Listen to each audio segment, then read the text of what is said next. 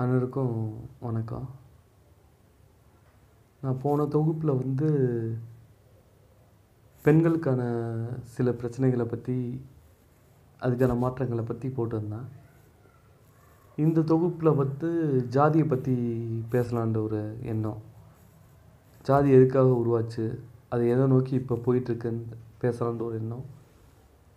இந்த ஜாதி பற்றி பேச போகிறான்னொடனே நீங்கள் ஒன்றும் பெருசாக நினச்சிட வேணாம், இவன் ஜாதியை விட்டு வெளில வந்துடு, ஜாதிக்கு எதிராக நிற்கிறான், அனைவரும் ஒரே ஜாதி, அதெல்லாம் இங்கே பேச வரல. தனித்தனி ஜாதி, தனித்தனி மக்கள், தனித்தனி கலாச்சாரங்கள், இதெல்லாம் நம்ம கடைப்பிடிக்க வேண்டிய விஷயங்கள் தான்.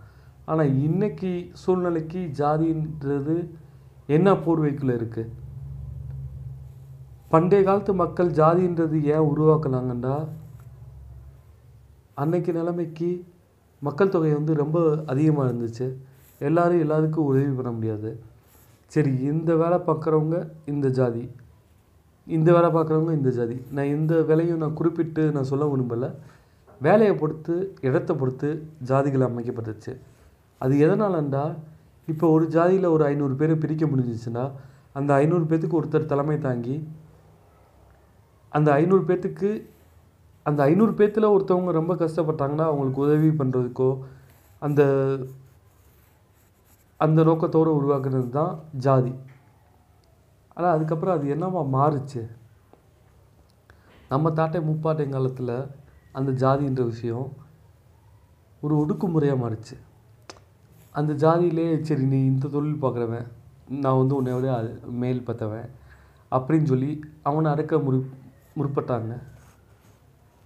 அதனால நிறைய பிரச்சனைகள் வந்துச்சு. ஆனால் நான் இந்த ஜாதின்னு சொல்லி, நான் உயர்ந்த ஜாதி, நீ தாழ்ந்த ஜாதின்னு சொல்லி பிரித்து வச்சுக்கிட்டாங்க நம்ம தாத்தா முப்பாட்டைங்காட்டில். அது தவறு,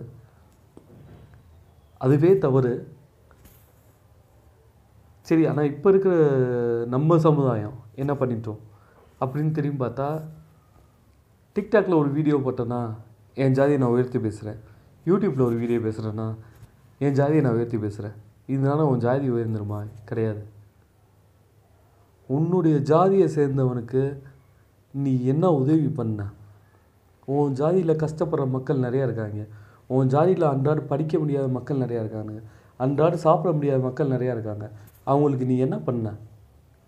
அவங்களுக்கு உன்னால் பொருளாதார விஷயமாக உதவி பண்ண முடியுமா? முடிஞ்சால் பண்ணு. இல்லை, நானே பொருளாதாரத்தில் பின்தங்கியிருக்கேன், என்னால் உதவி பண்ண முடியாது அப்படின்னா, நீ நல்லா படிச்சிருக்கியா? அவங்களுக்கான கல்வியை கொடுத்தியா? அவங்களுக்கான புரிதலை க்ரியேட் பண்ண உன் ஜாதி மக்களுக்கு அதுவும் பண்ணலையா? இல்லை, எனக்கான கல்வி இல்லை, நான் பொருளாதாரத்துலேயும் மேம்பட்டு இல்லை, ரெண்டையுமே விட்டுரு. நீ அன்றாடு கொத்தனார் வேலைக்கு போகிற ஒரு மனுஷனாக இருந்தால் கூட உன் வேலையை, உன் தொழிலை ஒருத்தனுக்கு, உன் ஜாதிக்காரனுக்கு கற்று தந்தியா? இல்லை. இது மூணுமே இல்லைண்டா, அப்போ நீயே வாழ்க்கையில் சாதிக்க வேண்டிய விஷயம் நிறையா இருக்குது. நீ சாதி, நீ ஒரு விஷயத்தை கற்றுக்கோ.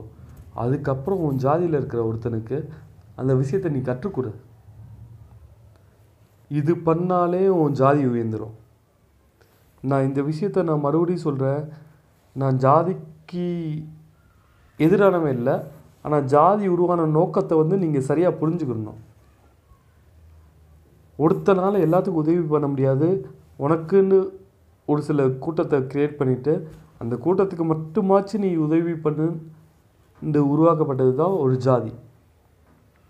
இது ரெண்டுமே உன்னால் பண்ண முடியலண்டா, இந்த இந்த விஷயங்கள்லாம் நீ பண்ண முடியலண்டா, அப்போ நீயே வாழ்க்கையில் சாதிக்க வேண்டிய விஷயம் நிறையா இருக்குது.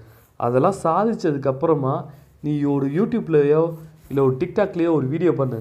நான் என் ஜாதிக்கார கஷ்டப்படுறவனுக்கு நான் என் படிப்பை கொடுத்துருக்கேன், என்னுடைய தொழில் அறிவியை கொடுத்துருக்கேன், இல்லைன்னா நான் பொருளாதார விஷயமாக உதவி பண்ணியிருக்கேன். இதை மூணில் ஏதாவது ஒரு விஷயத்த பண்ணிவிட்டு நீ டிக்டாக்லேயோ இல்லை யூடியூப்லேயோ ஒரு வீடியோ போட்டால் உன்னை நான் தலை வணங்குறேன். நான் இப்பயும் சொல்கிறேன், தமிழ்நாட்டில் ஏகப்பட்ட ஜாதிகள் இருக்குது, ஏகப்பட்ட வரலாறு இருக்குது. ஒவ்வொரு ஜாதிகளுக்குள்ளேயும் குட்டி குட்டி நல்ல கலாச்சாரம் மிக்க ஒரு விஷயம் இருக்குது. அதை நீங்கள் கெடுத்துக்கிறாதீங்க. உன் ஜாதியை பற்றி நீ புரிஞ்சுக்க, அடுத்தவன் ஜாதியை நீ தாழ்த்தி பேசாத. உன்னுடைய ஜாதியை நீ சிறப்பை நீ உணர்ந்துட்டா அடுத்தவனுடைய ஜாதியில் இருக்கிற என்ன சிறப்பை நீ கற்றுக்கிறவே தவிர அவனை வந்து நீ தாழ்த்தி பேச மாட்ட. ஒவ்வொரு ஜாதிக்கும் ஒவ்வொரு தொழிலுக்கும் பல மடங்கு பல விஷயங்கள், பல அறிவியல் விஷயங்கள் இருக்குது. அதை நீ கற்றுக்கிட்டண்டா